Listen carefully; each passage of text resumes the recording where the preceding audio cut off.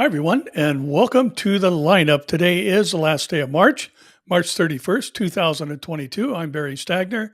And just a little heads up about next week, spring break here in California. And we try and get away with our whole family, kids, grandkids, and the whole lot during spring break, about the only time everybody's got the time off. And we will be out of town on the beautiful beaches of Florida next week. And so there will be no program next week, but please keep us in prayer for a time of refreshing and relaxation and in the land of the free, Florida, and looking forward to some great family time. So miss you guys, but we'll be back the week after that. And off to our program today. So much going on in the world, absolutely incredible things happening really on every level as it relates to last days Bible prophecy. And obviously, Israel is going to be at the center of all the things happening in the world. And that includes our stories this week that we open with. And the first comes from the Times of Israel. And the headline reads, an Israeli is seriously wounded in a terrorist stabbing near the West Bank settlement, a West Bank settlement. An Israeli man was seriously wounded Thursday morning in a terror stabbing attack near the West Bank settlement of Neve Daniel, south of Jerusalem. And the 28-year-old was assaulted by another passenger, a Palestinian, armed with a screwdriver.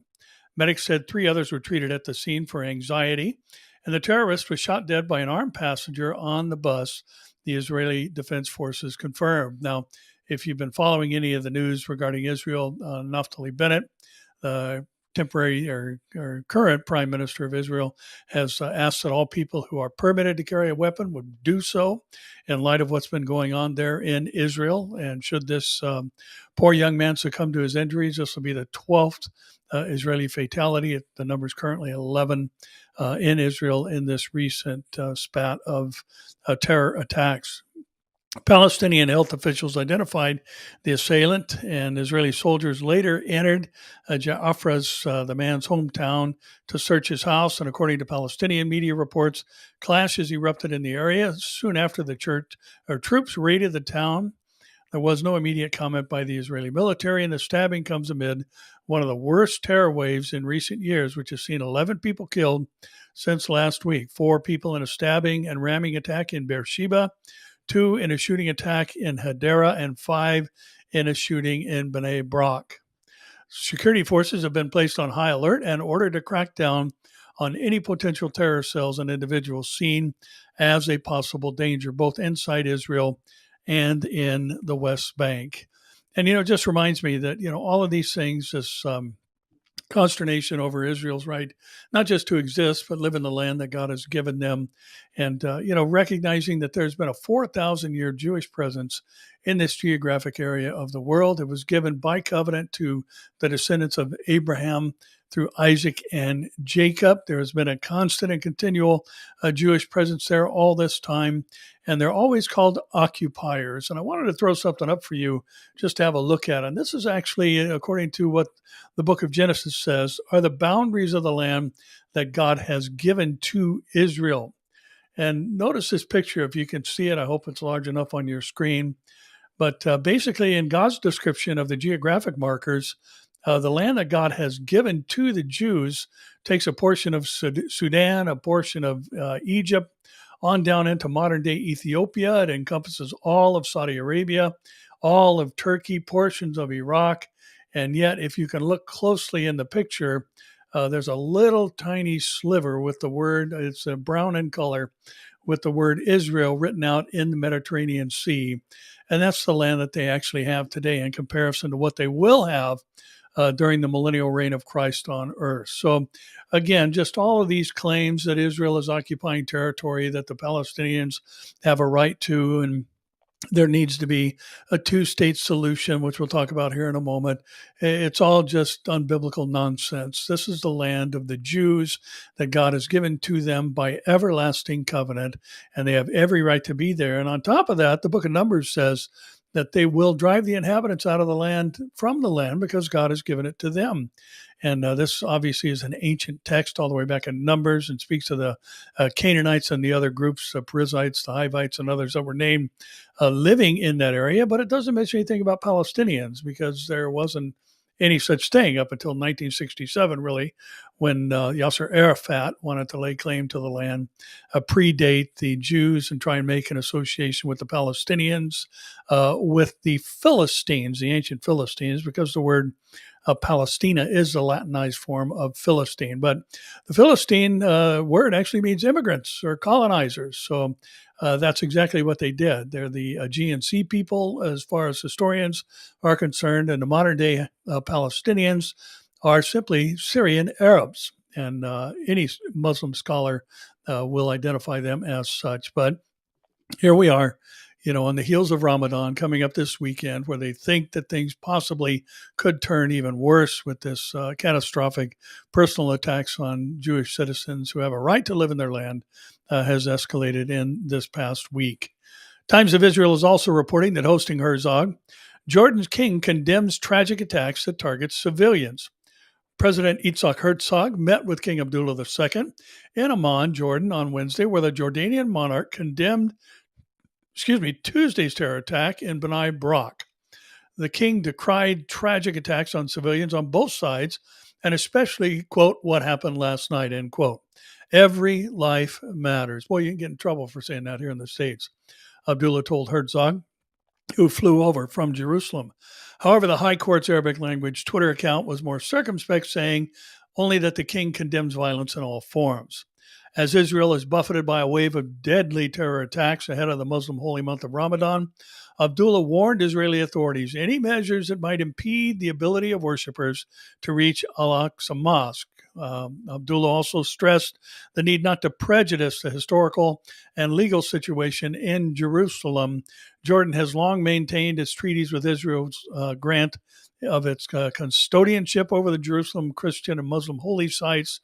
While Israel has never accepted this claim, it grants day-to-day administration to the Temple Mount to the Jordan-funded Waqf. Now, this is interesting because, Abdullah is saying, we need to not prejudice, we need to not hinder Muslims' right to ascend to the Temple Mount. But, Jerusalem is mentioned in the Hebrew Bible over 800 times. It's not mentioned in the Quran even once.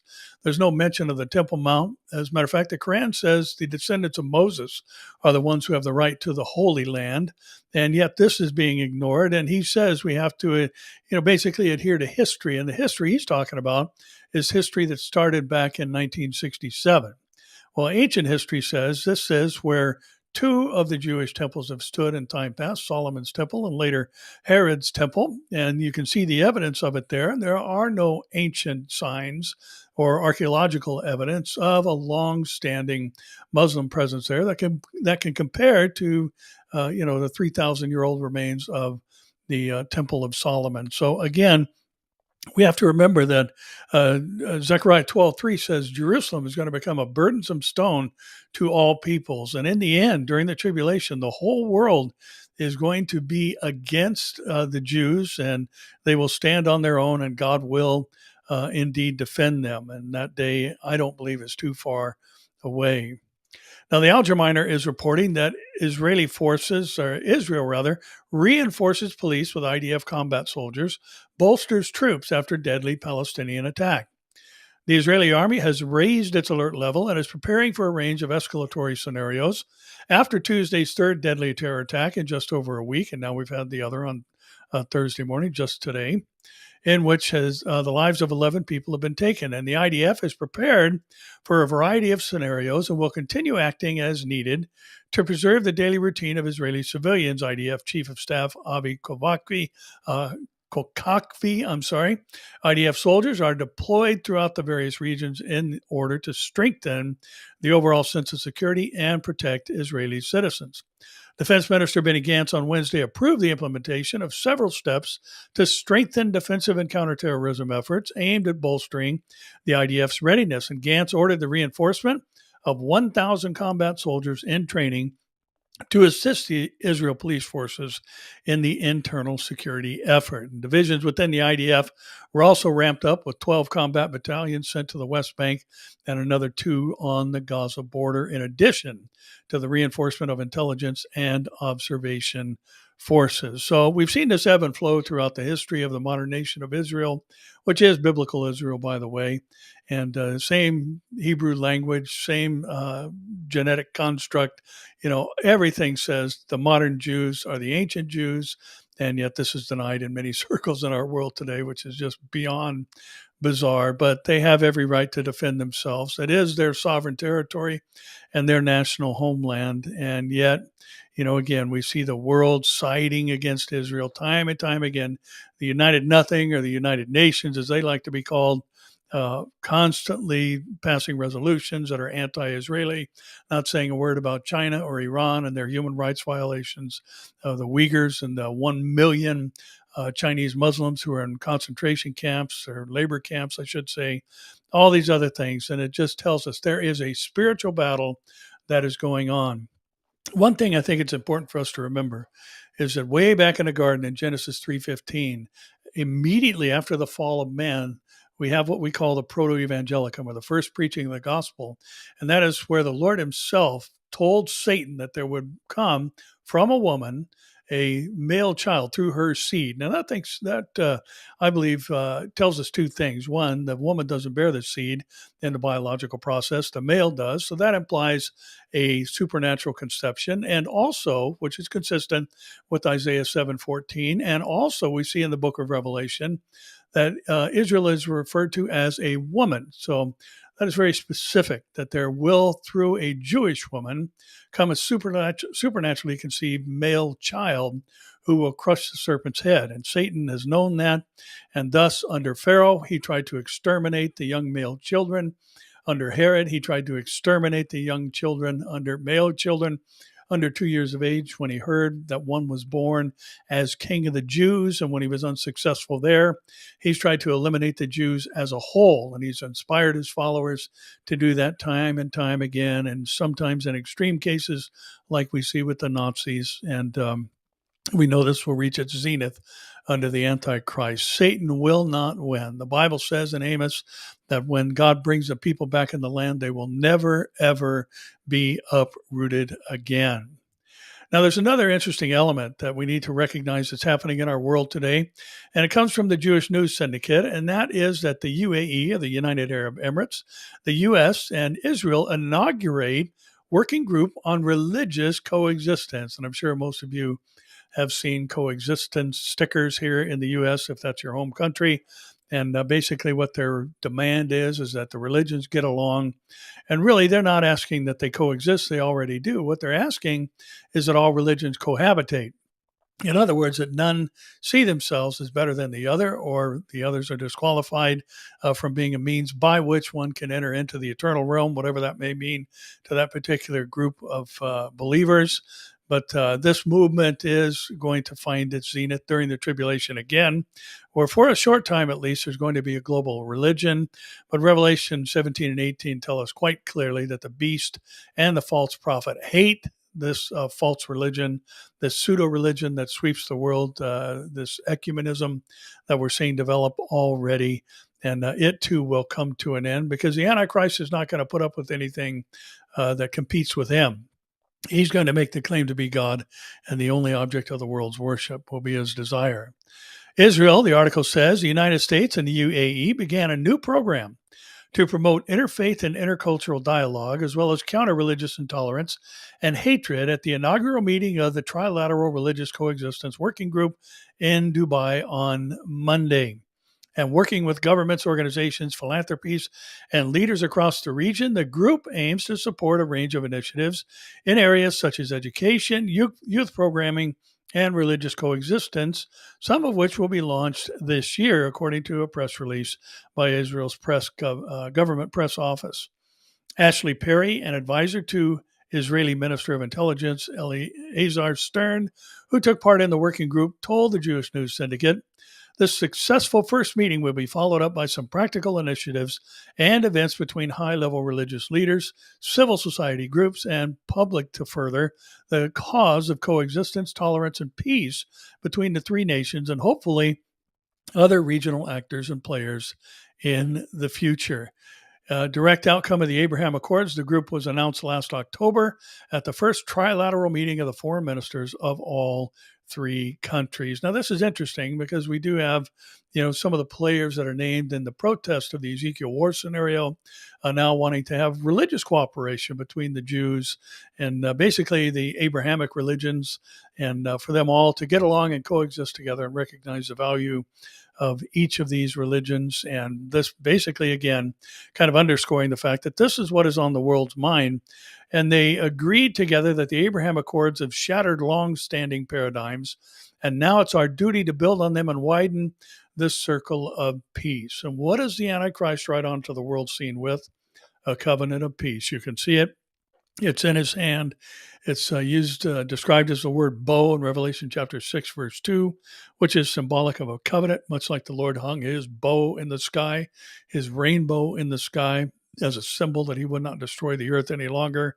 And that's the same if you were reading from a Greek translation known as the Septuagint of the Hebrew Old Testament. The word for bow used in Revelation 6:2 and the word for rainbow used in the Genesis narrative are the same exact word.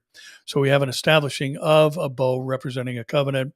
And he's going to bring a pseudo peace to the world that the rider on the second horse is going to take away. And there's going to be basically people butchering each other to the tune of a quarter of the world's population when the beasts of the earth join in. So everything is headed in that direction. Jesus is coming soon. We ought to be lifting up our heads and telling people about Jesus at the same time because, man, I tell you, things are wrapping up. It's just what an incredible and blessed time for us to be alive. We should not be discouraged, but rather we should be encouraged, even in the midst of all the ugly and dumb stuff that we see going on in our world today. We still have reason to keep looking up.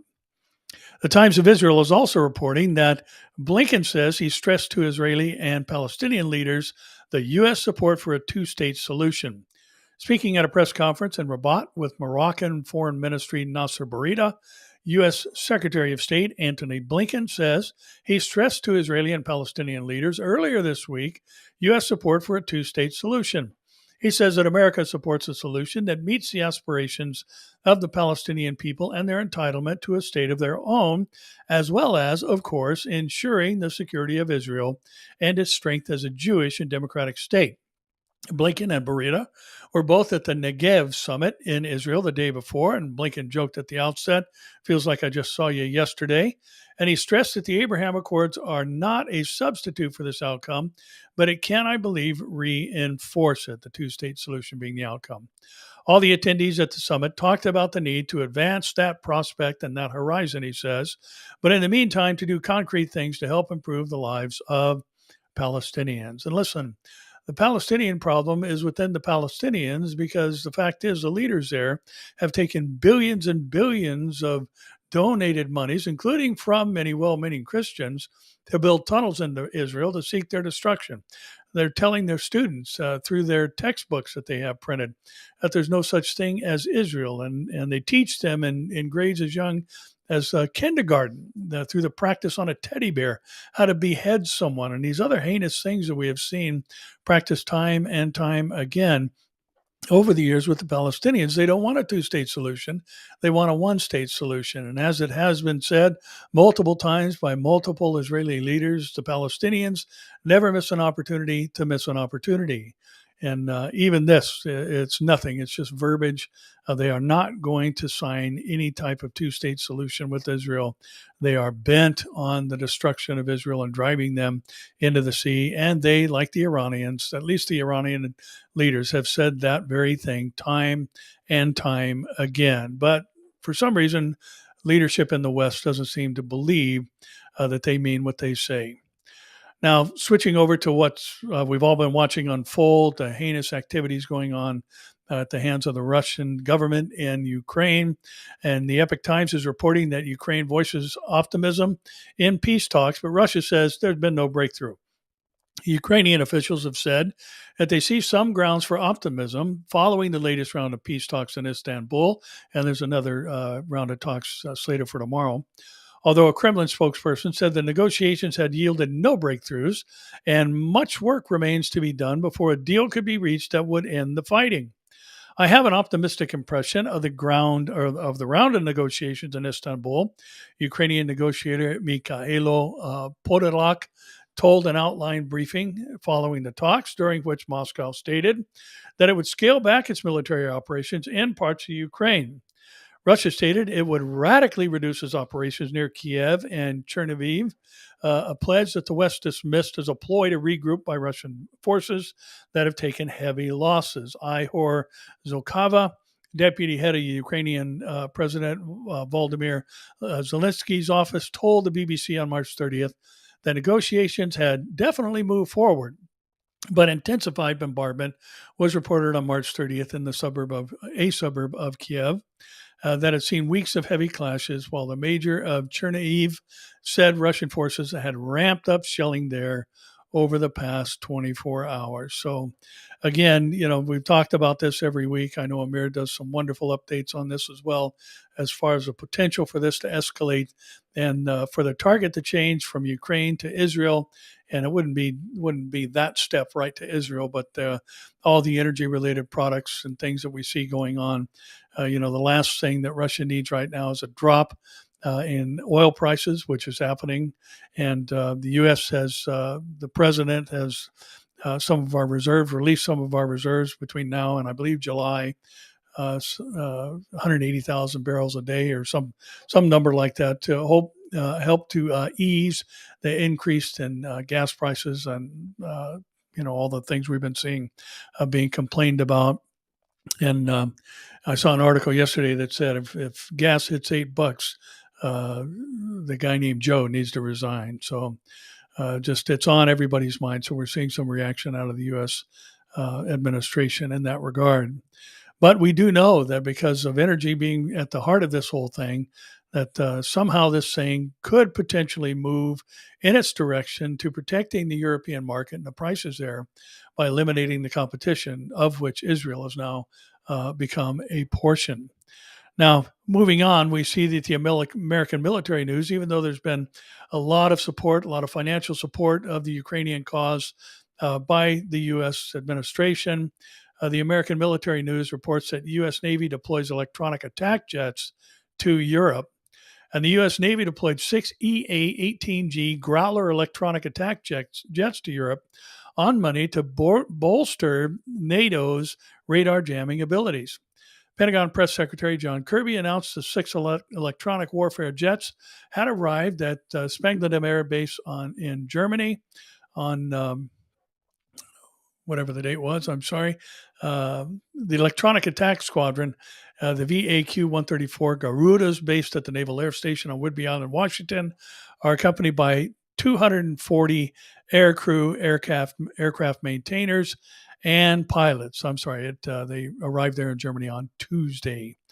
These Growlers are equipped for a variety of missions, but they specialize in flying electronic warfare missions using a suite of jamming sensors to confuse enemy radars, greatly adding in the ability to conduct suppression of enemy air defense operations, Kirby said. According to a Navy fact sheet, the EA-18G can carry up to 3 ALQ-99 jamming pods, as well as 2 AIM-120 air-to-air missiles and 2 AGM-88 high-speed anti-radiation missiles, or HARM, which are designed to home in on radio waves coming from enemy radar systems. The aircraft, which are derived from the FA-18 Super Hornet fighter jet, can also carry 2 480-gallon external fuel tanks, giving it more than 850 nautical miles, or 978 ground miles, of potential flight range. A U.S. Navy EA-18G Growler assigned to the Garudas was spotted at the air base, confirming this story. And while the deployment comes amidst Russia's ongoing invasion of Ukraine, Kirby said the 6 electronic attack jets are not being deployed to be used against Russian forces in Ukraine, but will be used to bolster defenses against NATO's eastern flank, which borders Russia and Ukraine in places. So there is some type of movement and effort through the realm of military hardware that the U.S. is now proposing or has now acted upon, which is a good thing. The Epoch Times says that the Clinton campaign, and again, switching gears, we live in an age of unprecedented corruption at the highest level all around the world. There are corrupt people in places of power, again, which is part of what the world is tiring of and why the world wants to be under a single leader and one who will bring peace to the world, peace at any price, even that of sacrificing your ability to buy and sell or freedom of movement in order to receive a mark on your hand or forehead that identifies you with this man's name or the number of his name that Revelation 13 tells us is coming. The Clinton campaign and the DNC agreed to pay fines for payments of the Steele dossier. Hillary Clinton's campaign and the Democratic National Committee likely violated federal law by not accurately describing payments made to a law firm that funneled the money to ex-British spy Christopher Steele, federal officials have revealed. The FEC, or the Federal Election Commission, determined there was probable cause to believe that the Clinton campaign and its treasurer, Elizabeth Jones, and the DNC and its treasurer, Virginia McGregor, misreported the purpose of certain spending and violated federal law, according to documents made public just yesterday. The probable violations concern the $1 million payment that the law firm Perkins Coie retained by the parties to provide legal services ahead of the 2016 election made in 2016 to a company called Fusion GPS. The Clinton campaign paid $175,000 to Perkins Coie in mid-2016 for what it described in disclosure reports as legal services. The DNC paid $849,407 to the law firm around the same time for what it described as legal compliance consulting. Excuse me.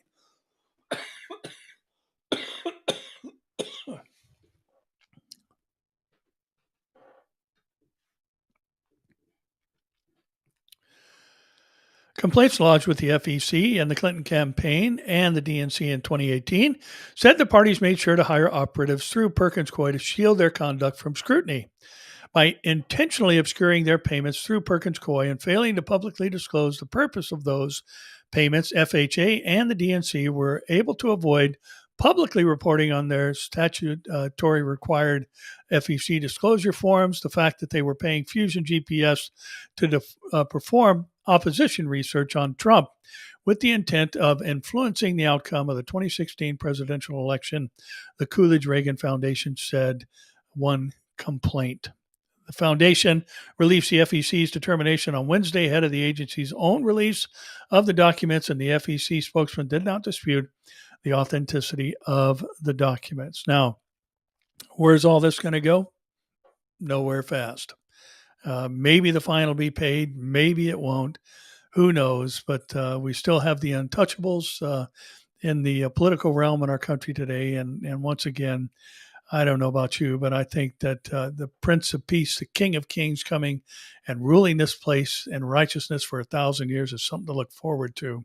And knowing that there will be no elections and no false and unkept promises and no, behind the back transitions, all these things we see so commonplace today will be eliminated when the King of Kings returns, as Revelation 19 says that he will, and takes over and runs this place like it should have been all along. So much to look forward to. Well, the Epoch Times is reporting that a CIA officer who signed Hunter Biden laptop letter claims credit for the Trump loss.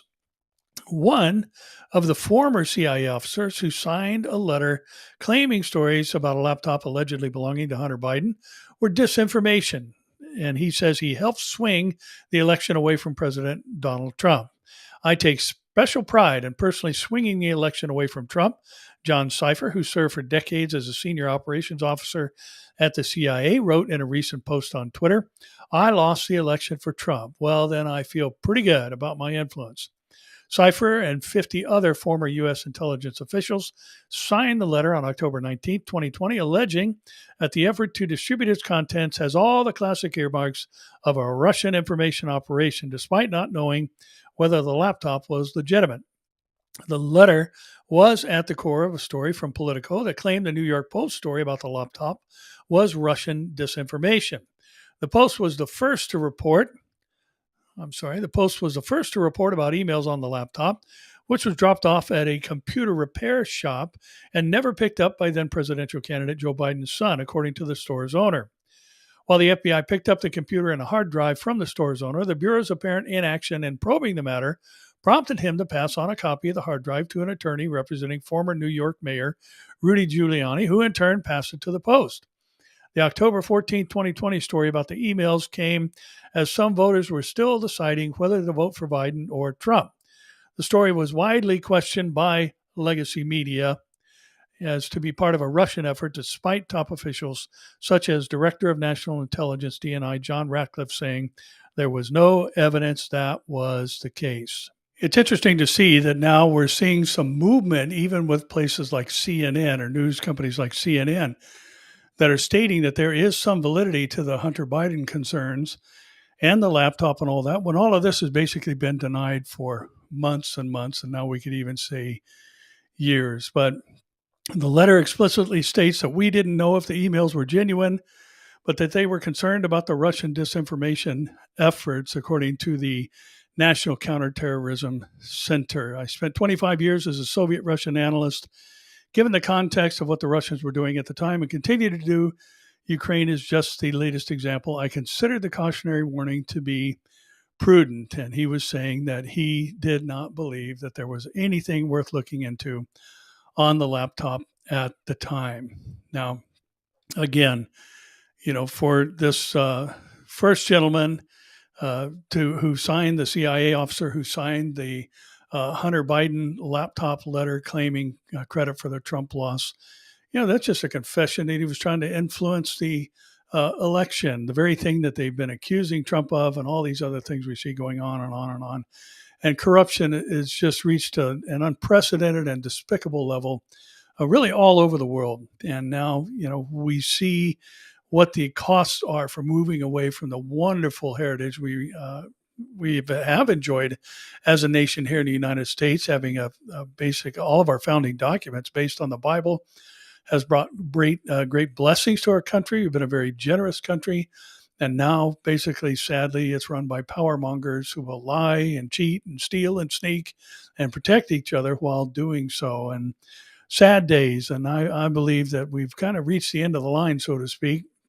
And even if you look at Romans chapter 1, there's a digression that ends with the approval of things that God has disapproved the practice of. And that's really what we're seeing today. People are voting for people who will do illegal and corrupt things that under the promises of bettering their existence here for the moment. Now, we see this moving in the realm of morality as well, which is spiritually based, obviously. But this next headline is very troubling, and it comes actually from multiple sources. I pulled the article from the Christian Headlines, and the headline actually reads, Disney filmmakers and leaked video says adding queerness to children's program is the goal. In a recent virtual meeting, a group of Disney filmmakers and employers said they have been given the freedom to add queerness and LGBT characters to children's programming, but believe much more needs to be done. The comments occurred during an all-hands meeting following controversy about Florida parental rights bill, which prohibits classroom instruction about sexual orientation and gender identity in kindergarten through third grade.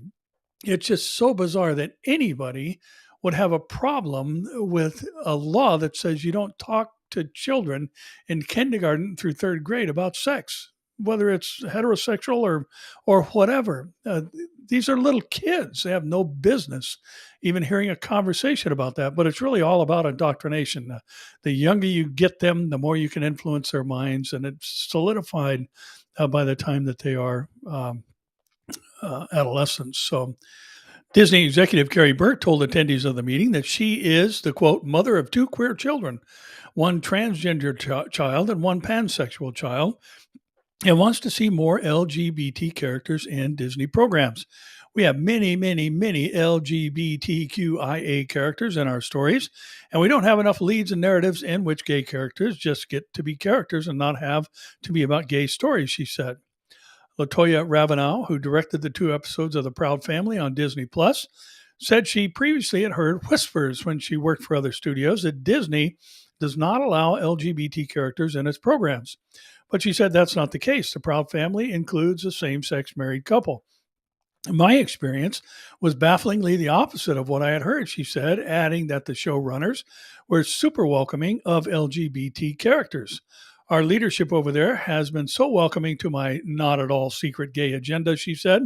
I don't have to be afraid to, let's just have these 2 characters kiss in the background. I was just whatever I could, just basically adding queerness to all projects. Alan March, a Disney production coordinator, discussed adding LGBT content to an upcoming Disney series, Marvel's Moon Girl and Devil Dinosaur. They've been really open to exploring queer stories, he said of the crew. We take place in modern day New York, so making sure that it's an accurate reflection of New York, I put together a tracker of our background characters to make sure we'll have the full breadth of expression. Now, this is the thing that I think is so troubling about all this because it is about indoctrination. When you've got less than 2% of the population who are practicing LGBTQ plus lifestyles, why do 100% of the shows have to have characters who lean that way sexually on them? If you are concerned about reflecting and tracking the actual background and the full breadth of expression of any given community, then 2% of the shows ought to have these types of characters on them if you're really interested in following after the numbers. But that's not the idea. The idea, as she said, is indoctrination. It is to make sure that as young as possible, minds are being influenced through animation and other means to just normalize this particular sexual preference. So, again, we see the world getting into this condition, this moral condition that is going to, during the tribulation period at least, manifest itself as knowing that God is judging the world, knowing that his wrath has come. They'll call on the rocks and the mountains to hide them from the wrath of him who sits on the throne and from the wrath of the Lamb. You'll see it in Revelation chapter 6. Fox News says MSNBC highlights Florida teacher concern he can no longer discuss his personal life due to new education law. MSNBC invited a Florida teacher on Tuesday to share his concerns about being unable to discuss his personal life with his students because of a new state law. What happened to reading, writing, and arithmetic, as it's long been called, the 3 R's of public education? Since when is the teacher there to share their personal life with their students? On Monday, Governor Ron DeSantis, a Republican from Florida, signed into law the Parental Rights in Education bill, which bans classroom instruction on sexual orientation and gender identity for grades kindergarten through third grade, as we read in the last article. Prior to the bill becoming law, critics of the legislation dubbed the bill as the Don't Say Gay bill and asserted it would prohibit any and all discussion pertaining to being gay in Florida schools, although the legislation itself does not explicitly read Don't Say Gay. MSNBC host Yasmin Sajian, pardon me if I butchered that name, but I don't want you, MSNBC, invited kindergarten teacher Corey Burnett, who is gay, to share his reaction to the education bill becoming law. It's twofold. It hits me really hard in my professionally and personally both. Professionally, it truly makes me feel like I'm not trusted as a professional. Well, Burnett, that's because you're not. Because you have an agenda to basically indoctrinate students. And while Burnett insisted that sexual identity is not in his curriculum, he argued that Florida should allow conversations regarding sexual identity to occur in school. Not with children who don't even know or care about that. That's the whole point. It's just bizarre that these people can't understand these things, but it's to be expected because we live in the age of delusion. We should be able to have discussions, and that's what we're encouraged to do in kindergarten. Personally, because my kids do have questions, they want to know who my partner is in pictures outside the classroom, and I should be able to speak to them, Bernard said. A teacher has gone viral for a video she posted on TikTok showing the moment she tells her students she decided to quit, and Vasojian asked whether Bernard was concerned about whether he would come to that place. And Bernard admitted his concerns and said the discussion about his home life is part of his role as an educator. That's what we do as educators. We build relationships with our kids. And in order to build relationships, you talk about your home life. You talk about what you do on the weekends. That's building community. It scares me that I'm not going to be able to have these conversations with my children because they're going to ask me what I did on the weekend. I don't want to have to hide that my partner and I went paddleboarding this weekend because they will ask, what does partner mean, Mr. Bernard? I'm worried. Can I tell them what it means? Bernard asked. Excuse me. Despite the negative media coverage of the bill, polls show a majority of Florida voters approve of the legislation. About 52% of Florida Democrats have replied that they do not approve of the instruction about sexual orientation to be taught in kindergarten through third grade. And again, this just underscores the fact we live in a time where it doesn't matter what the people want, it doesn't matter what the people say. All that matters is what the people in places of power think. And even though 52% of Florida Democrats agree that this is not something that ought to be discussed in the kindergarten through third grade classroom, there are those in the media who are still saying, it's wrong. It's wrong. We should be able to talk about these things as a portion of educating our children. Now, here in the state of California, which likes to lead the way in stupid things, and the Algemeter is reporting that the University of California system is weighing resolution requiring applicants to take liberated ethnic studies curriculum. A new proposal being weighed by the University of California Assembly of the Academic Senate could force high school students to survey courses in the controversial liberated ethnic studies curriculum, a watchdog group has warned. The proposal, things like critical race theory, the proposal, Senate Regulation 424A3, would mandate that admission offers to UC system universities be contingent on whether a student took ethnic studies in high school.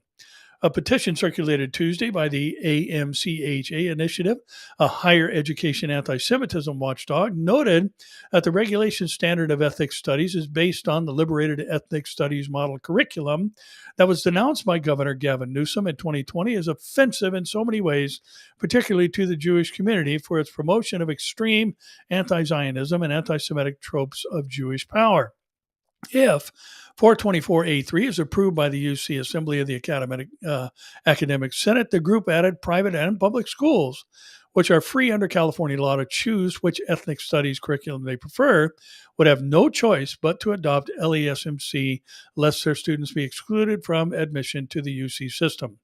Please understand that if you approve this ethnic studies admission requirement with its liberated course criteria, and students at every public, charter, and private school in the state are forced to take a critical ethnic studies course, you will be responsible for unleashing enormous bigotry and enmity, especially anti-Semitism, into California classrooms and threatening the safety and well-being of many students, said the petition, which garnered over 1,800 signatures. Such curricular coercion would be in direct violation of the California Education Code, which protects the autonomy of local school districts and private schools in developing appropriate curricula for their students. It continued.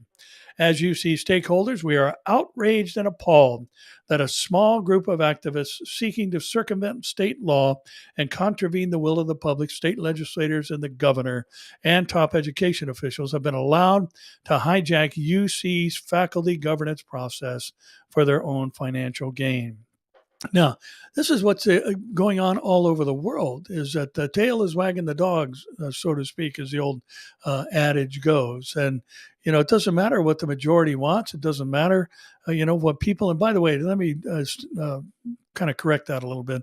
We live in a republic where every single state, that's why we have the Electoral College, every single state, every person's voice should count. We're not just a strict democracy where majority rules, because that always leads to tyranny. Even our founding fathers said that, and that's why they established a republic rather than a democracy, or strict democracy, I should say.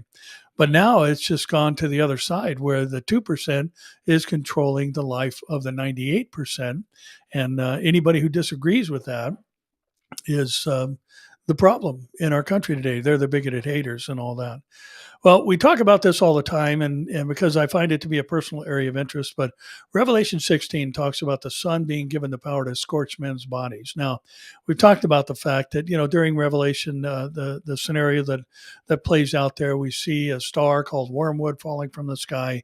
We know that that's just a heavenly body, a meteor or a comet. It cannot be a star. Stars are hundreds and thousands of times larger than the size of the earth. And if it would get within a million miles of the earth, we'd be vaporized instantly. So it cannot mean that. It simply means that there's going to be some type of activity that within the cosmos, so to speak, that interacts with the earth. And I believe that mountain burning with fire is an asteroid strike, and the comet wormwood or the star wormwood is actually a comet. comet, because one, we need to recognize that asteroids are comprised largely of iron and basically dirt particles, where comets are mostly ice, and therefore they would vaporize in the atmosphere, and that is how it could pollute a third of the Earth's freshwater drinking supply by simply distributing itself radioactive ions in the world's drinking supply. So I believe that's what's going to happen. But Revelation 16 also says that the sun is going to be given the power to scorch men's bodies. And all types of offerings have been made about what that means and how that's going to happen. And I'll remind you, we're not going to be here for that. We're going to be at the marriage supper of the Lamb during that time. And Watchers, again, a major weather site that I check regularly, says that just yesterday, a major X13 solar flare erupts from an active region on the sun called Region 2975. A major solar flare, and we'll walk through a little bit of this language, but a major solar flare measuring X13, and X class is the largest class of solar flares, erupted from active region 2975 at 1737 UTC, which means Coordinated Universal Time. It's basically here in Southern California, 7 hours ahead of us. On March 30th, that was just yesterday, at 2022. It started at 1721 UTC, 24-hour clock, obviously, and ended at 1746. And the region is located in an area that favors Earth-directed coronal mass ejections. A Type 2 radio emission was registered at 1732 UTC with an estimated velocity of 1,424 kilometers per second. And Type 2 emissions occur in association with eruptions on the sun and typically indicate a coronal mass ejection is associated with a flare event. In addition, a 10 centimeter radio burst and a Type 4 radio emission were registered, and this is just all astrophysicists talk. And the region that sent this out is responsible for numerous C and M class. Those are smaller solar flares on 1129 UTC and 1923 UTC on March 28th. So we've had 3 solar flares in the last few days, the last one being an X class. Both M flares mentioned produced Earth-directed CMEs, or coronal mass ejections, expected to combine and reach Earth early March 31st. As a result, G3, strong geomagnetic storm watch, is in effect. So this will disrupt satellite, cell phone use, radio signals, all those kind of things. And shortly after the M4 event, the 10 and 100 MeV proton flux began to rise. These are the measurement the instruments that measure the impact of this. And as I said, X class is the highest class of coronal mass ejections. And this was an X1, so it was on the bottom end of the scale, but it was still the highest class that just happened yesterday. And just some information, that astrophysicists and others will share about, and those who study the sun will share. Solar flares generally don't, pose any kind of direct danger to humans on Earth, and the electromagnetic radiation emitted by the flares are absorbed usually by the Earth's magnetosphere or deflected by it, and especially on the daylight side of the Earth's atmosphere and all that. And the radiation risk posed by solar flares are, however, a major concern in discussions to trips to Mars or the moon or other planets, and energetic protons can pass through the human body, causing biochemical damage. So it is possible. But what they're saying is, we've got enough of a magnetosphere to protect us from these things. But if that's broken down during the tribulation, then this biochemical damage would be consistent with what we see in Revelation chapter 16, and the sun being given power to scorch men's bodies. And I believe, again, that's from a proton storm that basically causes radiation burns on human skin. So just keeping that in mind, this is going to happen during the tribulation period. And I think these are reminders to us that, this isn't sci-fi, and the Bible's not talking about, crazy things that have never existed within humanity before. These things have happened. There have been, just like I said, 3 in the last 3 days, these solar flares or coronal mass ejections that have taken place, and the last one being an X1 class. X10 is the highest class, and that would be basically disrupting all communication equipment and electronic equipment on the surface of the whole Earth. It would eliminate the ability to use anything electric or electronic. Now, we talked about this last week as well, and this will be our last story. We do know during the tribulation, there's going to be massive famine. There's going to be massive inflation. Basically, a single day's food is going to cost the common laborer a whole day pay. And we talked about the fact that over 12 million chickens have been killed because of an H5N1 virus or a bird flu that is sweeping through the nation's chicken industry, basically. And the AP is reporting that Iowa now is going to have to kill an additional 1.5 million more hens and turkeys because of this bird flu. Iowa agriculture officials announced 2 more bird flu outbreaks in commercial flocks on Tuesday that will require the killing of more than 1.5 million hens and turkeys. One of the new outbreaks will lead to the killing of 1.5 million chickens at an egg-laying farm in Guthrie County, about 60 miles west of Des Moines. The other will be at a turkey farm in Hamilton County, 65 miles north of Des Moines, where 28,000 turkeys are going to be killed. After they're killed, birds typically are buried in compost pits on the farms. Iowa State veterinarian Dr. Jeff Kyson said it appears to be the infections are coming from migrating wild birds. Now, that's a big problem because migrating means they're moving and they're wild. They're not anything that's on a bird farm of any kind. And so the potential to spread this H5N1 is significant. The U.S. Department of Agriculture says 17 states have had outbreaks in commercial or private outdoor flocks this year, and the virus has been found in wild birds in at least 25 states. With the addition of the new Iowa cases, the U.S. poultry industry has now killed more than 15.6 million chickens and 1.3 million turkeys since January 1st. In Iowa alone, infections have been found in 7 commercial flocks and 2 backyard flocks. Iowa's Agriculture Secretary Mike Naig said the situation could worsen since the spring migration is likely to continue for a few more months, and much depends on the weather and improved biosecurity on farms, he said. Naig said it's too soon to estimate the economic loss of this for this year. So far, the economic loss has been valued at $3.3 billion. With more than 250 farms that have been affected. So again, you pile all these things together, make them, compact them into a relatively short span of time, and you've got really all the cogs on the wheel moving forward on the prophetic clock, and just seeing, the tensions with Ukraine and the energy related basis for this invasion, and, also you've got the things happening in Israel where there's been a sudden uptick in personal street level violence, terror attacks against Israeli citizens. You've got that escalating. You've got, the potential famine and the food supply chain that's been interrupted by the Ukraine and the Russia encounter. You've got these 2 countries that are called the breadbasket of Europe. And, here you've got all these situations going on. You've got a drought in California. California is the one state in the nation that is completely self-sufficient, grows all its own food. And yet here we've got, this drought that is impacting food supplies. Now you've got 15.6 million chickens and turkeys that have been slaughtered because of an H5N1 virus.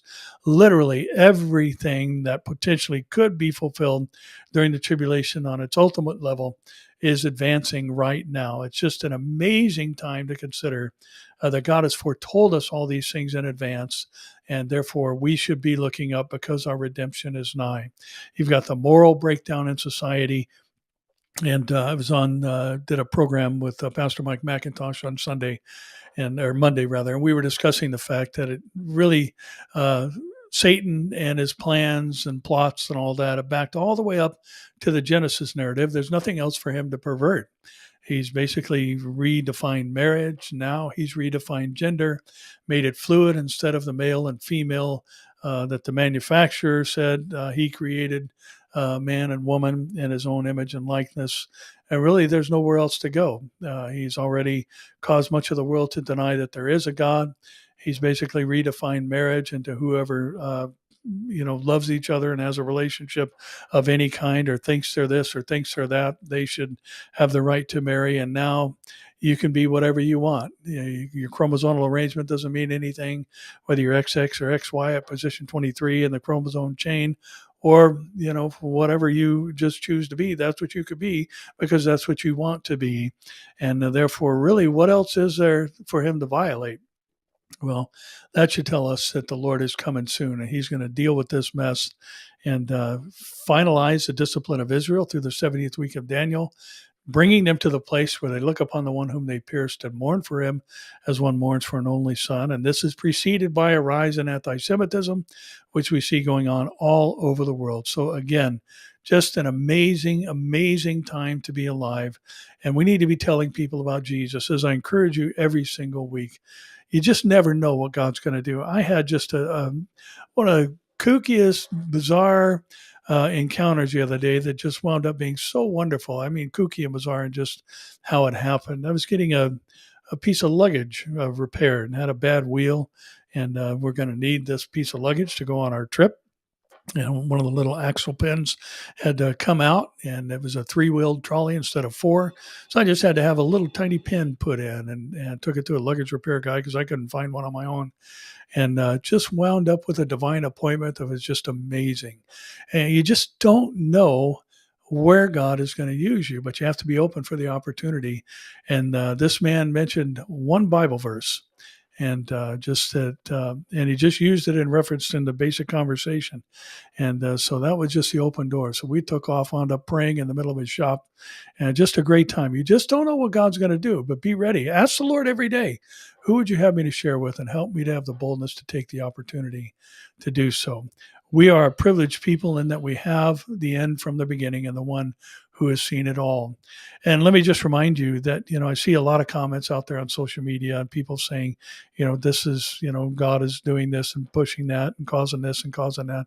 Listen, what God has done to us is he has sat in his chair on high, his throne on high, and looked down over the whole span of time and said, this is what's going to happen in the end. And he is reported to us through the book of Revelation and Daniel and Ezekiel what's going to go down. He's already seen it. So now he's reporting on it and telling us that it's going to happen. Well, that tells us two things. If he said it's going to happen, it won't change. That's exactly what's going to happen. And so we need to be recognizing that since we're starting to see these things unfold, that means they have to be near. The Jews are back in their homeland. Anti-Semitism is rising around the world. Moral depravity has just reached levels that are unprecedented in society. Mankind is the inventor of human things. The earth is filled with violence. There's an indifference to these impending signs of judgment that are coming, as it was in the days of Noah. Jesus is coming soon. Be excited. Tell other people about it. And again, we will not be together next week. We and my son is heavily involved in ministry as well. And many of you don't know it, but you enjoy a lot of his efforts as a graphic artist and producer on some of the things that you watch all the time, every week. And we have committed to not doing any work for a week and actually enjoying some time. But I'm sure we'll both be taking our laptops to get this or that done. But there will be no program next week. And by the way, he produces it and gets it all cleaned up for me. So, take out any hiccups that may be. So with that said, I pray that you have a blessed week, and we'll see you in 2 weeks. And if, the Lord comes during that time, we'll see you here, there, or in the air. In the air would be a great choice. God bless you.